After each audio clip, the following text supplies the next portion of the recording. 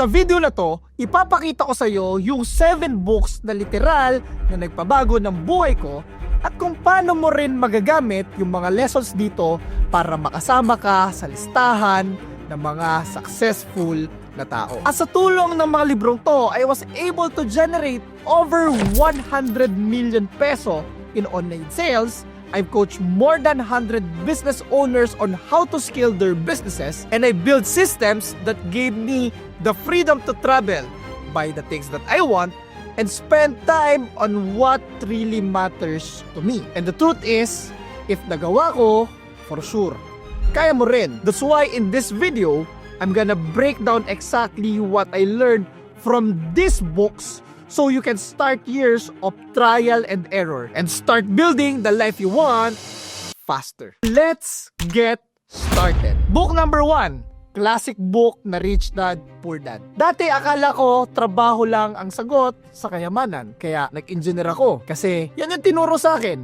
Mag-aral ka, graduate ka, para makahanap ka ng magandang trabaho at maging successful ka. Pero nung binasa ko yung librong Rich Dad, Poor Dad, doon ko unang narinig yung difference ng rich mindset at poor mindset. Na-realize ko na kahit gaano katagal magtrabaho, mukhang wala akong mararating sa buhay. Kasi yung manager ko mismo, maliit pa rin yung sweldo. Doon ko nakita kung mataas yung pangarap ko, I should be paid based on the value that I'm creating, not just on the time na ginugugol ko sa pagtatrabaho. While the poor mindset is stuck working by time, the rich mindset creates value that money pays for. That mindset alone changed the way I think. Pero syempre, hindi sapat na mindset lang. The next book showed me what I needed to do para hindi lang mindset ang magbago, kundi pati yung resulta ko sa totoong buhay. At bago tayo tumuloy sa susunod na libro,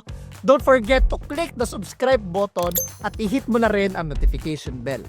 So let's go back to the video. And the book number 2 is Think and Grow Rich. Ang totoo, karamihan ng mga tao gusto naman talaga yumaman. Pero marami hanggang gusto lang. Walang malinaw na plano. At Think and Grow Rich ang nagturo sa akin na magkaroon ng definiteness of purpose. Kailangan sobrang linaw ng gusto mo. Yung tipong kaya mong isulat at balik-balikan araw-araw. Halimbawa, kung sasabihin mo, gusto mo maging fit and sexy, well, medyo malabo yan. Magpapapayat ako ng 10 kilos in 90 days, mag-workout ako 4 times a week, at magbabawas ako ng sweets at soft drinks, sobrang linaw na yan. Same sa pera. Yung statement na gusto ko yumaman versus magkakaroon ako ng e-commerce business na kumikita ng 100,000 per month by December. Yung una, parang wish lang yan. Pero yung pangalawa, meron kang malinaw na plano na pwede mo na agad simulan. Sa book na to, natutunan ko na kailangan mo ng sobrang clarity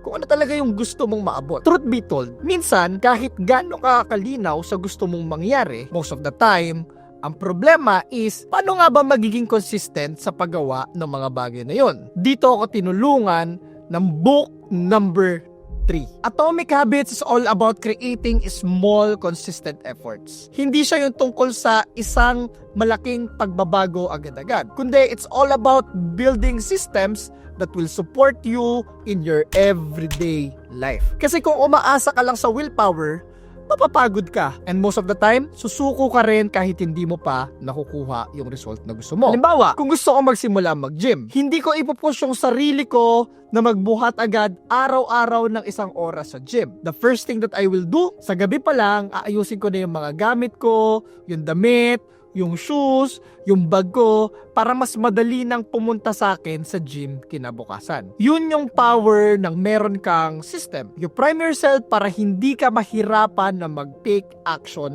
kinabukasan. At isa sa pinaka-powerful na linya ni James Clear na favorite ko is you do not rise to the level of your goals. You fall to the level of your system. Kaya doon ko talaga naintindihan na success is built on small habits compounded over time. Pero ito yung napansin ko. Kahit gaano kaganda yung sistema ko, kung sabog naman yung priorities at hindi tama yung mga habits na ginagawa ko sa bigger picture, wala ring mangyayari. Kaya dito pumasok yung pang-4 na libro, which is The 7 Habits of Highly Effective People. Kung sa Atomic Habits, tinuro sa akin yung power ng small, consistent actions. The 7 Habits of Highly Effective People naman ang nagbigay sa akin ng big picture framework. Sabi ni Stephen Covey, begin with the end in mind. Naalala ko noon, gusto ko makaipon ng 1 milyon. Pero ang sweldo ko noon, 15,000 pesos per month. So, kahit gaano karami yung overtime ko, kahit sobrang magsipag ako, pag kinumpute ko, aabutin ako ng ilang taon para maabot ko yung pangarap ko na yon. Kasi kahit gaano ka kasipag, kung mali naman yung direksyon mo, wala pa rin. Para kang umaakyat sa escalator na pababa. Gumagalaw ka nga, pero hindi ka nakakaabot sa taas. Or umabot ka man, sobrang nakakapagod dahil kailangan mong mas bilisan. Doon ko na-realize, no matter how much I work hard, hindi ko pa rin makukuha yung goal ko. At doon ko nakita yung difference. Hindi sapat yung lagi ka lang maging busy o maging sobrang hardworking ka. Kailangan talaga malinaw kung saan ka pupunta. Dahil nung naging klaro sa akin yung end in mind ko, doon na ako nagsimulang maganap ng ibang opportunity. Nag-build ako ng system at doon ko nahanap yung paraan para makuha ko yung 1 million goal ko. At doon ko unang nakita, success is not just about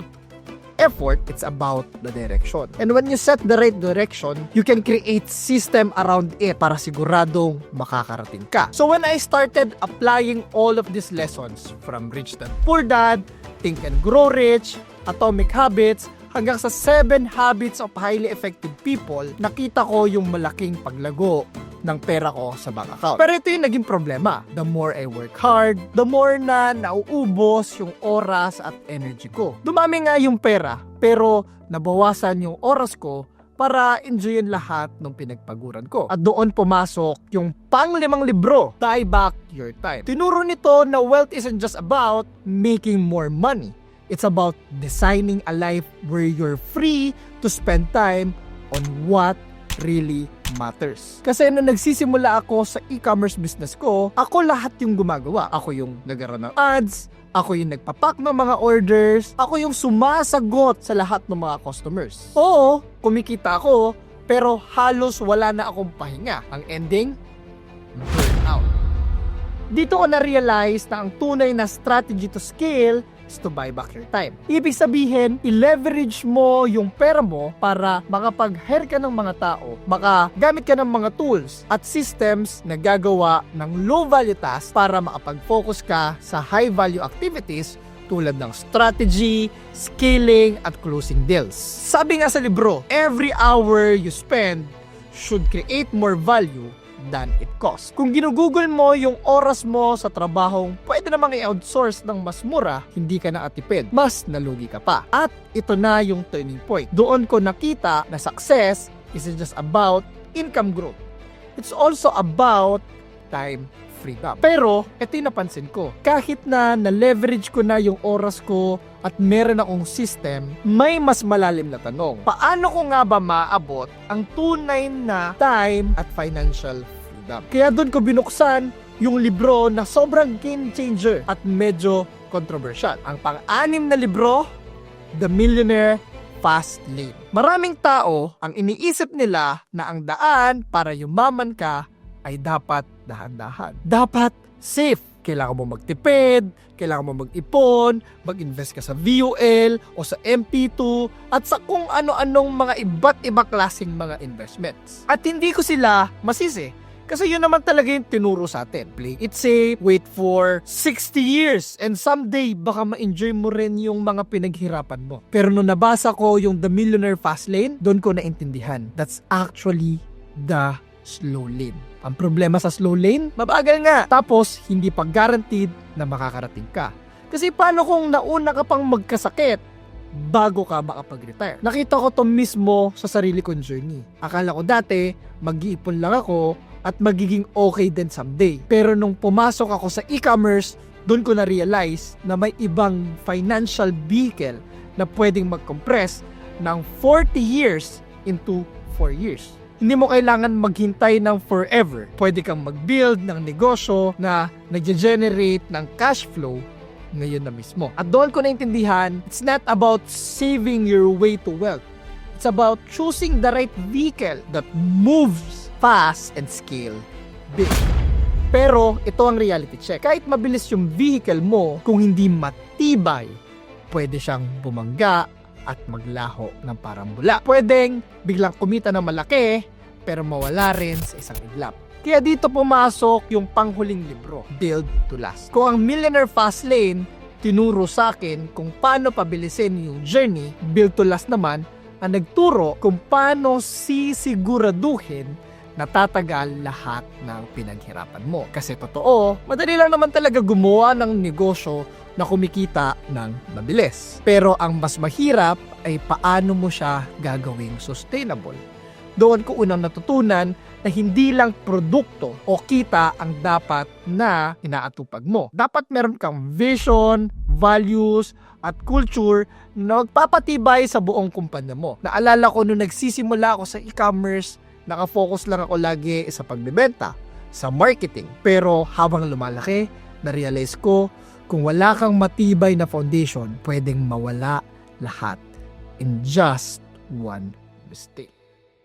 Kaya in-apply ko yung prinsipyo ng Build to Last. Magtayo ng negosyo na may core values, may malinaw na mission, at may team na aligned sa vision mo. Doon ko nakita na hindi lang malaking profit ang goal, kundi gumawa ng something that can last for generations. At yan ang 7 books na nagpabago ng buhay ko. At ngayon, natutunan mo na lahat ng mga ito mula sa Rich Dad Poor Dad, Think and Grow Rich, Atomic Habits, 7 Habits of Highly Effective People, Buy Back Your Time, The Millionaire Fastlane, hanggang Build to Last. At kung isa-summarize ko lahat ng lessons na to, ito lang ang pinaka-takeaway ko. Money follows mindset, system, and action. Pero, para maging tunay kang milyonaryo, kailangan mo ng skills na kayang lumikha ng value na hindi natuturo sa school. Kasi kahit gaano aganda ang mindset mo, kahit ilang libro pa ang basahin mo, kung wala kang high income skills